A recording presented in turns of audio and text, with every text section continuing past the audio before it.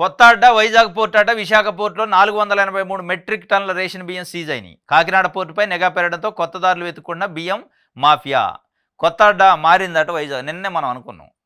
కాకినాడ బంద్ చేస్తే చెన్నై పోయారట. చెన్నై బంద్ చేస్తే విశాఖపట్నంకి వస్తారు. విశాఖపట్నం బంద్ చేస్తే ఇంకో పోర్టుకు పోతారు. ఇది కాదు అసలు చేయాల్సింది.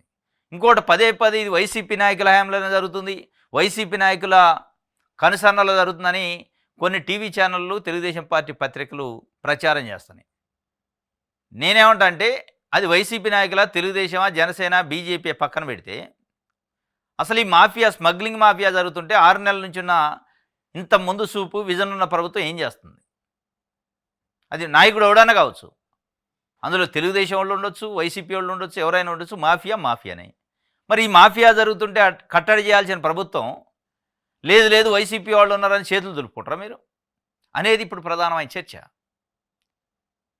వైసీపీ వాళ్ళు ఉంటే తప్పు ఒప్పు అయిద్దా, ఒప్పు తప్పు అయిద్దా?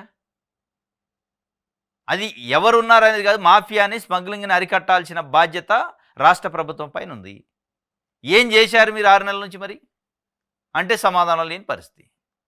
ఇక మాట్లాడితే వైసీపీ వాళ్ళు ఉన్నారు కాబట్టి అయిపోయాయి కదా, దొంగతనాన్ని రికగ్నైజ్ చేస్తారా మీరు?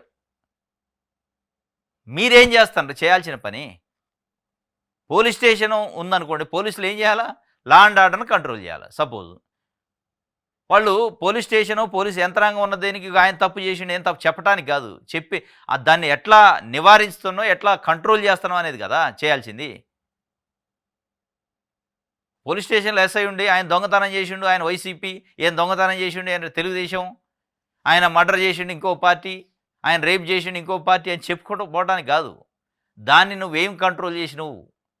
నువ్వు కంట్రోల్ చేయాల్సిన ప్లేస్లో ఉన్నావు, నియంత్రణ చేయాల్సిన ప్లేస్లో ఉన్న ఇలా కూటమి ప్రభుత్వం, చంద్రబాబు నాయుడు గారు ముఖ్యమంత్రి ఏం చేస్తున్నారని చెప్పకుండా దీని వెనక వైసీపీ నాయకులు ఉండరు, దీని వెనక ఆయన ఉన్నాడు, ఈ వెనక ముందు ఎవరు ఉండరో చెప్పడానికి కాదు.